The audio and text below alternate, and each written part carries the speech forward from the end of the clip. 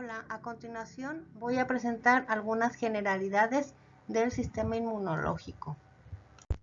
En algunas ocasiones, después de haber consumido algún alimento, en nuestra piel manifestamos alguna irritación, una coloración rojiza o la presencia de ronchas, y esto se debe a que el sistema inmunológico está respondiendo ante algunos componentes de los alimentos que estamos consumiendo. Como se puede apreciar en esta fotografía, se ve la manifestación alérgica a algunos alimentos y se manifiesta en la piel. Existe una gran variedad de alimentos que pueden desencadenar una respuesta inmunológica, y a los componentes que contienen estos alimentos se les conocen como inmunogénicos porque tienen esta capacidad de desencadenar una respuesta inmunológica y la vamos a manifestar en forma de alergias. Debemos considerar que no nada más vamos a reaccionar contra aquello que estamos consumiendo. También lo que inhalamos nos puede desencadenar una respuesta alérgica, y entonces hablamos de alergenos como el polen, el polvo, que no provienen de microorganismos, que no son infecciosos, sin embargo, sí desencadenan una respuesta inmunológica. Y en el caso de los patógenos, bueno, pues eso nos van a desencadenar ya un proceso infeccioso, y el cual tiene que tratar de ser eliminado esos patógenos por el sistema inmunológico, ocasionando otro tipo de respuesta. Además, el simple contacto con cosméticos, con cremas, con champús, con jabones, también nos puede desencadenar una respuesta inmunológica y ocasionarnos un proceso alérgico. Entonces, todo aquello con lo que estemos en contacto nos puede desencadenar una respuesta inmunológica. Es muy importante conocer y considerar al sistema inmunológico como los mecanismos que tenemos de defensa contra todo aquello que puede ocasionarnos ya sea una alergia o una enfermedad o un proceso infeccioso, y que actúa a diferentes niveles en todo el organismo. Incluso tenemos una respuesta inmunológica bucal, ¿sí? A nivel de la boca y de las mucosas, en la nariz, también en el intestino. Todo está protegido por el sistema inmunológico mediante células y moléculas que van a actuar en conjunto para defendernos contra aquello que está siendo invasor a nuestro cuerpo. Los humanos no somos los únicos que presentamos sistema inmunológico. Están los peces sencillos como la lamprea, que son los más primitivos, que ya presentan un tipo de tejido linfoide asociado a intestino que forma parte del sistema inmunológico y le sirve a estos seres, a estos individuos, a presentar un mecanismo de defensa contra algunos patógenos. Y los peces también ya más evolucionados presentan además ciertos órganos que los vamos a ver un poquito más adelante. Cuando veamos la clasificación de los órganos linfoides, estos ya empiezan a presentar órganos linfoides como es el timo y el vaso. Y los anfibios también van presentando otro sistema inmunológico un poquito más complejo.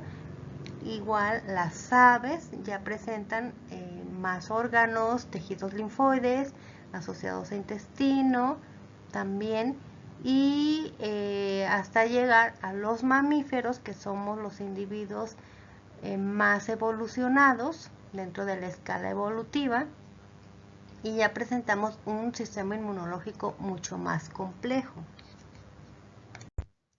La inmunología es una rama de la medicina que estudia el sistema inmunológico, y la palabra se deriva del latín immunis, que quiere decir sin carga, y este se utilizaba en la época de los romanos para mencionar o describir a las personas que tenían cierto cargo en la ley y que estaban libres de pagar impuestos. Y con el tiempo se fue adaptando y modificando esta terminología y la definición hasta llegar a lo que actualmente conocemos como la inmunología, que es la ciencia que estudia todos los mecanismos fisiológicos de defensa para mantener la integridad biológica de un organismo.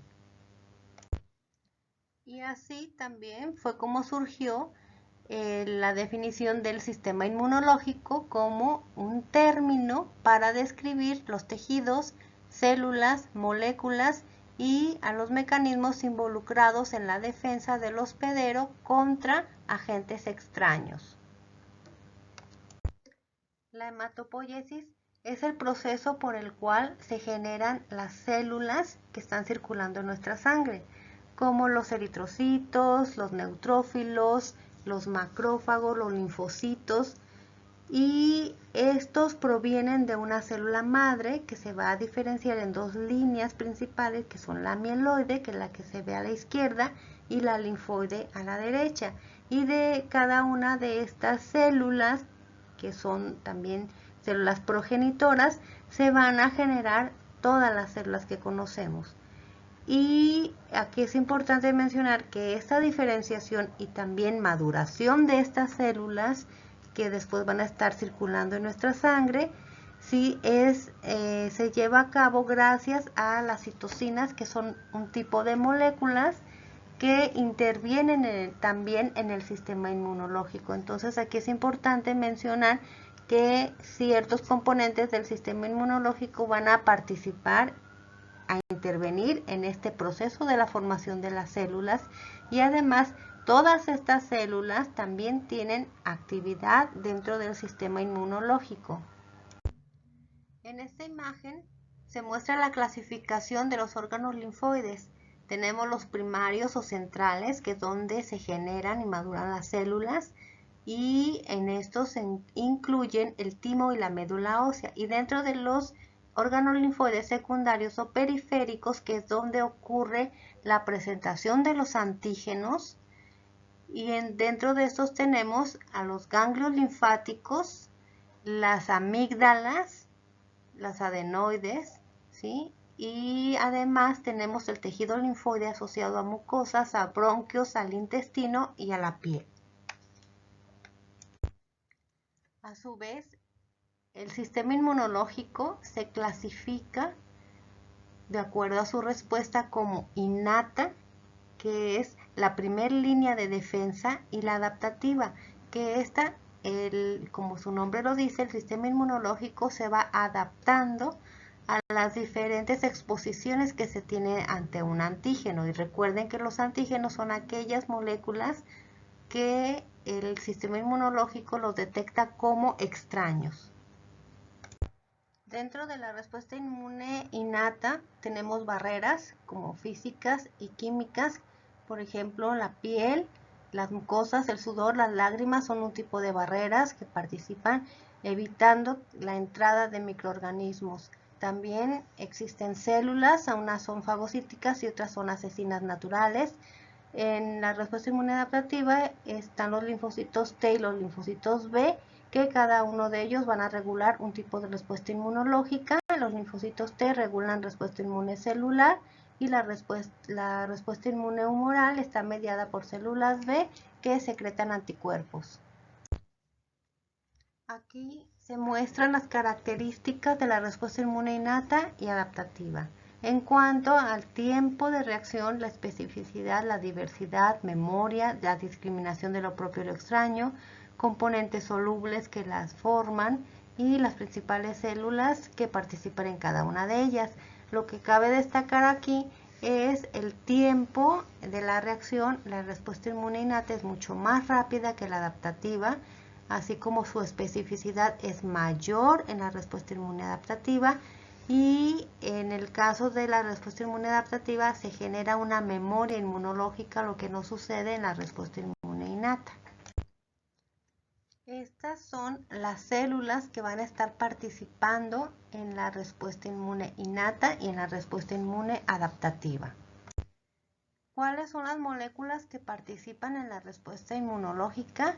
Dentro de la respuesta inmune innata tenemos los receptores de reconocimiento de patrones, péptidos antimicrobianos, moléculas de adhesión, complemento y citocinas. En la respuesta inmune adaptativa está el receptor de células T y células B, moléculas de adhesión, anticuerpos y citocinas. En esta figura se muestra lo que sucede cuando se rompe una barrera y esta es invadida por microorganismos, en este caso algunas bacterias, y estas van a penetrar a través de una herida, por ejemplo, y al penetrar van a ser captados por las células del sistema inmunológico de la respuesta inmune innata, que van a fagocitarlos para presentarlos dentro de los órganos linfoides secundarios para que se lleve a cabo la activación y diferenciación de linfocitos T y de linfocitos B, los cuales después van a migrar hacia los sitios donde está ocurriendo esta invasión, y además van a acudir o van a hacer llamadas a estos sitios otras células que también están en el torrente sanguíneo, como los macrófagos, los neutrófilos, basófilos, etcétera, según se requieran, y el llamado va a estar dado por quimiosinas y citocinas, las cuales inducen que las células se dirijan hacia los sitios donde está ocurriendo ese proceso infeccioso.